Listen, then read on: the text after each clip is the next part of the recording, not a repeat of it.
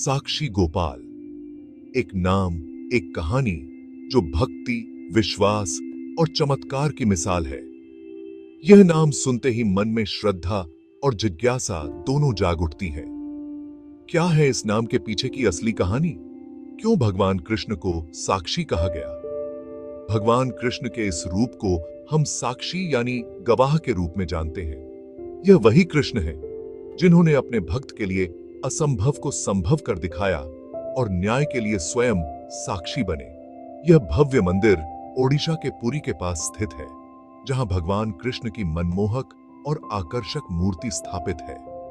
दूर दूर से श्रद्धालु यहां आते हैं, अपनी आस्था और विश्वास के साथ। लेकिन यह सिर्फ एक मंदिर नहीं, बल्कि वचन, आस्था और सत्य की मिसाल है।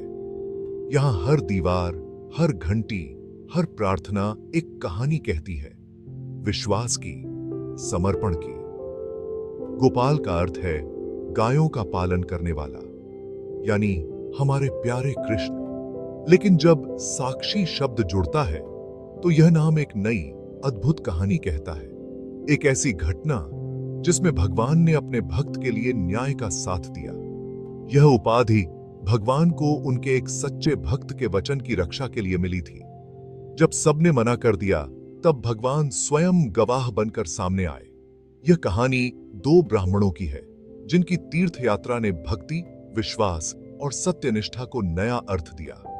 उनकी यात्रा में भगवान ने खुद को साक्षी बनाकर दिखाया कि सच्ची आस्था कभी हारती नहीं। यह कथा हमें सिखाती है कि भगवान हमारे हर कर्म, हर वचन के साक्षी हैं। जब भी हम सच्चे मन से पुकारते हैं, भगवान हमारे साथ होते हैं। तो चलिए जानते हैं कैसे भगवान कृष्ण बने साक्षी गोपाल और कैसे यह कहानी आज भी हमें आस्था, वचन और न्याय की शक्ति का एहसास कराती है।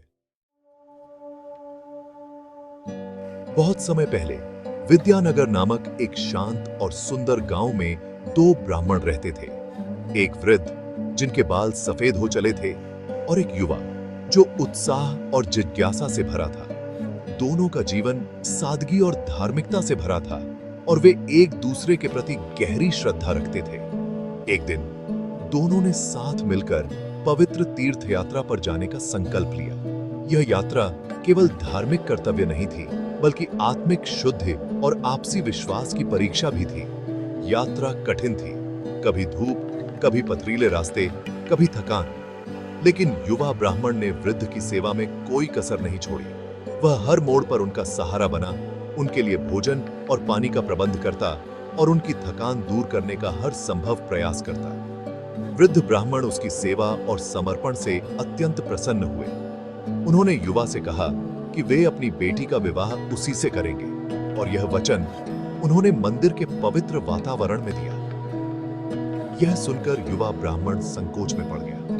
वह गरीब था और उसे डर था कि समाज क्या कहेगा, क्या वह इस जिम्मेदारी के योग्य है।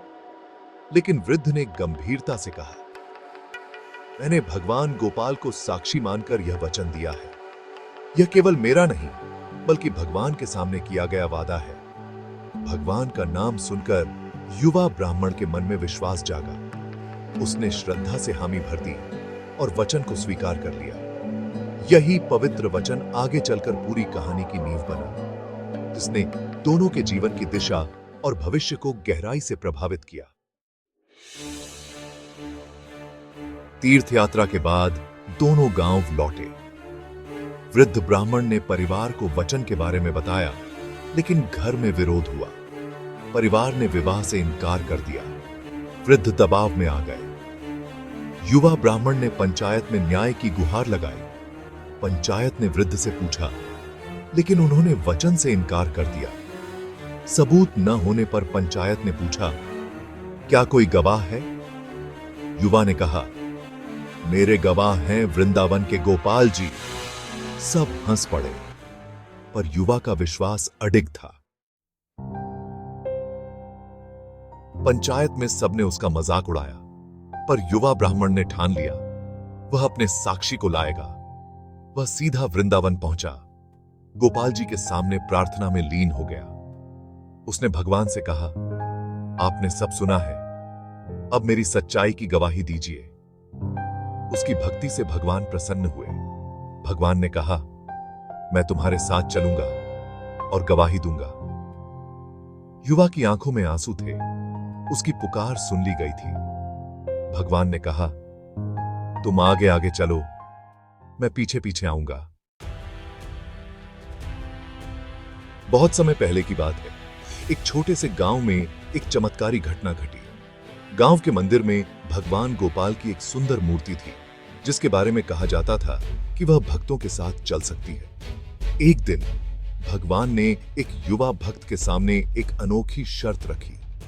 रास्ते में कभी पीछे मुड़कर मत देखना, चाहे कुछ भी हो जाए, बस आगे बढ़ते रहना। मेरे पैरों के घुंघरुओं की आवाज सुनते रहना। जब तक ये छम छम सुनाई देती रहे, समझना मैं तुम्हारे साथ हूं।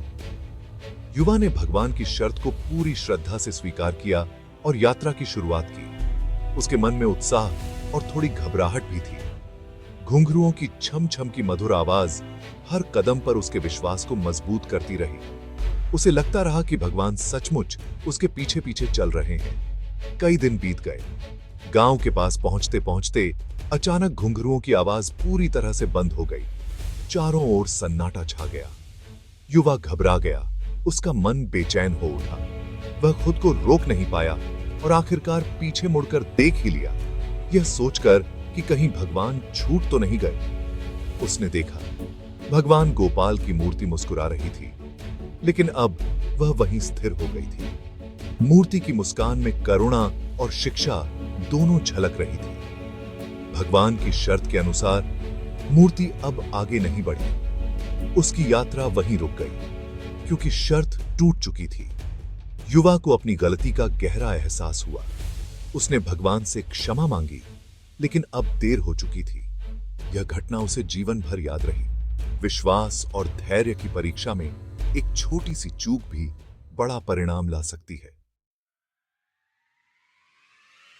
युवा ब्राह्मण दौड़कर गांव पहुंचा और सबको बुलाया।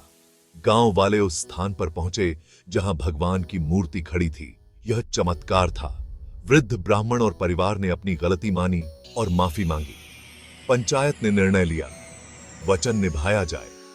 उसी स्थान पर भव्य मंदिर बना और भगवान को साक्षी गोपाल कहा जाने लगा। यह मंदिर आज भी आस्था का केंद्र है, जहां लोग भगवान के चमत्कार को याद करते हैं। यह कथा बताती है, भगवान अपने भक्त के लिए कुछ भी कर सकते हैं। साक्षी गोपाल की कहानी सिर्फ चमत्कार नहीं, बल्कि विश्वास की ताकत है। भगवान हर जगह हैं, हमारे हर कर्म के साक्षी। जब दुनिया साथ न दे, तब भी सच्ची भक्ति असंभव को संभव बना देती है। यह कथा वचन के महत्व और आस्था की शक्ति सिखाती है। भगवान ने अपने भक्त का वचन निभाया। हमें भी अपने शब्दों का सम्मान करना चाहिए। सच्ची श्रद्धा और ईमानदारी से ही जीवन में चमत्कार होते हैं। यही है साक्षी गोपाल का संदेश। जहां विश्वास है, वहां भगवान स्वयं साक्षी बन जाते हैं।